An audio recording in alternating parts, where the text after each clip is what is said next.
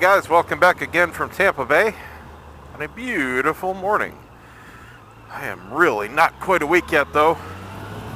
Had a late night. The live show for Cigar Obsession went very well, but I was up late. I wrapped up about 11 o'clock. Oh, looks like he ran out of gas. Either that or he crashed or got arrested or something. Cops pushing the car off the road. If I wasn't going to work right now, I'd stop and help. But I am going to work. Got an ABC meeting, the Association of Bridal Consultants. Even though I'm not shooting weddings mainstream anymore this year, I still do a lot of work with everyone there, all the local business owners in pretty much the event industry. It's not just weddings.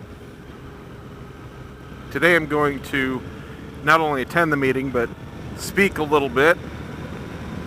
And I'm going to be offering some new video services. I produced a commercial for one of the largest local vendors. And that turned out real well. And she said it's getting great reception. Put it up on her website. You can check it out at eventsbyspecialmoments.com. It's right on the front page. And I just figured, you know what? I've been doing thousands of videos over the past few years. This isn't anything special to me. I mean, difficult, not special. And there are some local videographers that do things like that. However, they take weeks or months to do it. And I did it from shoot to delivered video in less than 8 hours. It's just not that big of a deal to me. I have everything streamlined. I came in, I've got all the equipment. I bought some special equipment just for doing this kind of thing. So the point is, I can whip them out. And I can make it real easy for people. I know all the ins and outs, of course, of YouTube. So I can set them up with a channel, produce everything for them. I mean, literally, they sit down, they talk, and that's it. I do everything else same day, and boom, they got a commercial. And that's what nobody else in this area is doing. So that's the best kind of thing for figuring out if something's going to be successful or not. You find a problem and you solve it. You find a niche. And this is definitely a big opportunity. I mean, if I didn't do it, somebody else was going to do it. And it's not an original idea, of course. I've seen these before, but the one that really lit the fire under my butt was a guy that I saw and met at the state conference, which I also spoke at, and he was another keynote speaker there. And he put one out, I don't know, about 6 months ago. And he's huge. He's a celebrity planner. I mean, top A grade, right? Multi-millionaire clients. And he put out a real slick, but I have to say, very similar commercial. And of course, it took a whole production company, and he spent beaucoup bucks on it. I'm only charging $500. The cost of entry is very low for this. For me, my production costs are just a few hours of time. It's not that big of a deal, so I'm not looking to charge anybody $5-10 grand, which is what it costs from most other places.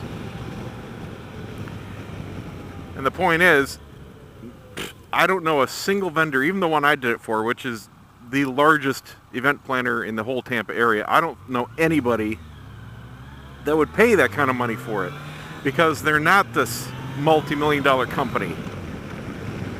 So that's why nobody has one around here, except her now. So I'm going to see who's interested, give them a little member discount. This is a membership-based planning organization or group. So everyone there, with the exception of maybe a couple visitors, are going to be members. And we try to help each other out. So I'll give them a little bit of a discount if they want to sign up for one fairly soon, and we'll get them rolling. But I'm also doing some video work here today because they are, the organizers are connected with certain venues around here. And they are county venues. This particular one is Brooker Creek, which I used to go to a lot when I would go jogging, because they have miles and miles of really cool nature trails. And that's very fun for me to work out in when I was doing walking and jogging. And they also have some pretty nice, not high-end, but pretty nice event venue, banquet hall kind of facilities, and an outdoor area for weddings. And they do some smaller events here, but nobody knows about them. Their websites suck. And there's other little parks and stuff like that that are also county run that they're trying to promote. So I'm doing basically some video promos for them. So I'm just shooting a lot of B-roll today.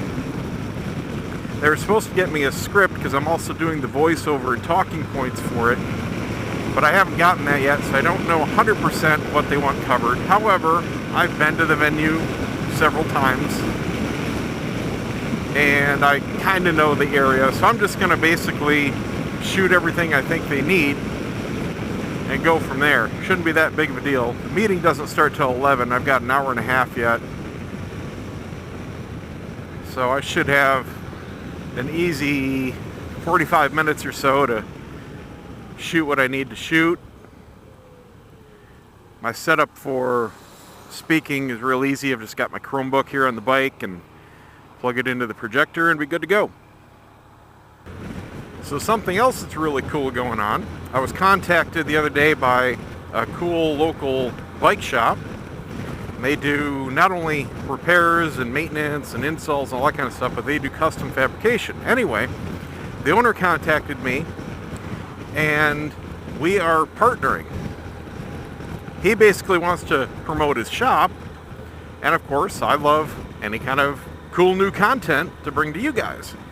So I have a meeting with him tomorrow morning and we're going to hammer out the details, but this is definitely a go. So I don't mind, whoa, pothole. So I don't mind talking about it. I don't like talking about things that, maybe are going to happen or I'll do sometime in the future. This is definitely a go, and we're going to start doing this right away. We're just going to hammer out the schedule and the fine details tomorrow. So I'm going to be shooting a lot of videos at his place of all kinds of different stuff. It's going to be a combination of more how-tos on different kinds of bikes, because he's got all kinds of stuff rolling in there. And the stuff we have to nail down is, you know, how exactly do we work it? Because he might have a customer come in for, say, an oil change, and I'm only about 20 minutes down the road, but still, I may not be home, I may not have time that day, I might have, you know, a bunch of stuff to do for other clients or whatever. So unless he's got a bike in for more than a day, it might be very difficult for me to run over there and shoot a video on the, you know, drop of a hat. But we're going to talk about that. Anyway, those kinds of videos, we're going to have a bunch of those. We're also going to have custom fabrication stuff, because like I said, they do build bikes, and they had an entry in that bike show I went to last weekend. And he wants to do some question and answer series. He was talking about doing live shows, but I told him, look, you've got to have a really big audience to have successful live shows. I don't even think my Two-Wheel Obsession audience, number-wise, is big enough yet to do a successful live show, just because you need a critical mass. Oh man, really? I was hoping he wasn't going in here. A lot of field trips go to Brooker Creek here.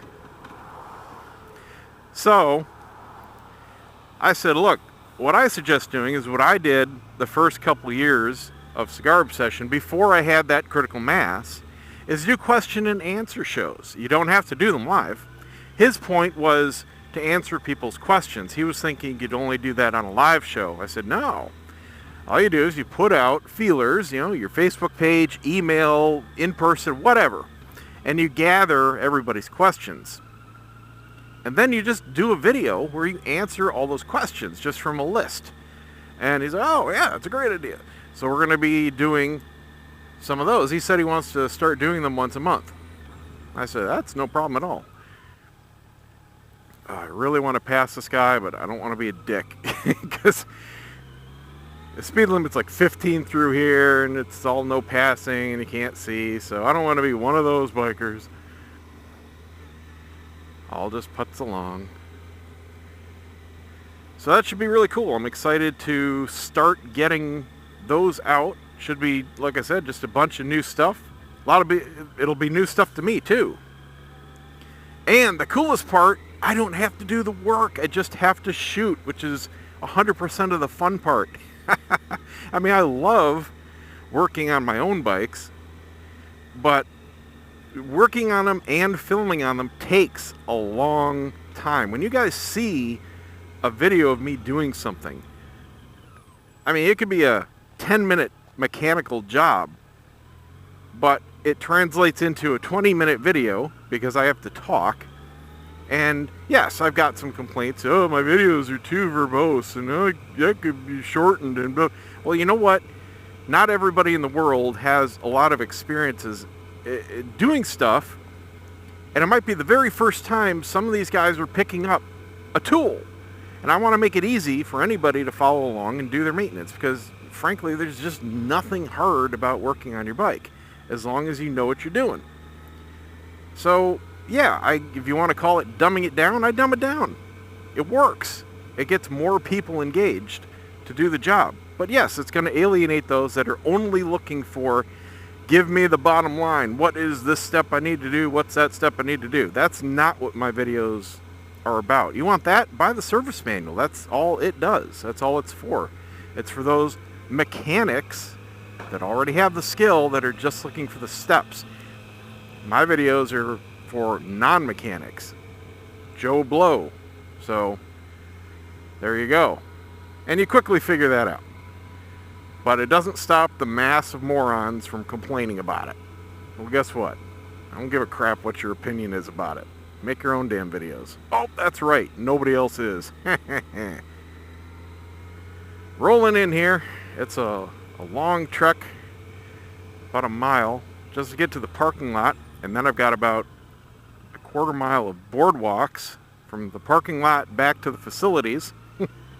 Luckily, there's an access road for vendors, so they can set up and deliver food and all that kind of stuff. But it's a little bit of a downside if you're doing a wedding here that's obviously going to be getting out at night. You got to bring your own lights, because the walkway is not lit. They have some tiny little lights here and there around the grounds, but for the most part, most weddings I know, most planners I know that have done weddings here, they pass out flashlights, or they have basically ushers standing every, so many feet, so people can see what they're doing. But it's rustic. I mean, if you're coming here, it's not for any kind of luxury. It's just for the whole nature thing. So here's a lot, and the entrance is right through that little walkway thing there. I should be one of the only ones here. Nice parking. What the hell? 2 spots. Glad I'm a bike.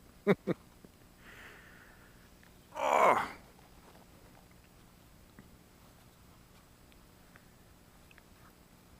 They're all getting dropped off. Alright, so that's it. I gotta get to work, do some shooting, set up my Chromebook, do some speaking. Thanks for watching, guys. Don't forget to subscribe, give me a thumbs up.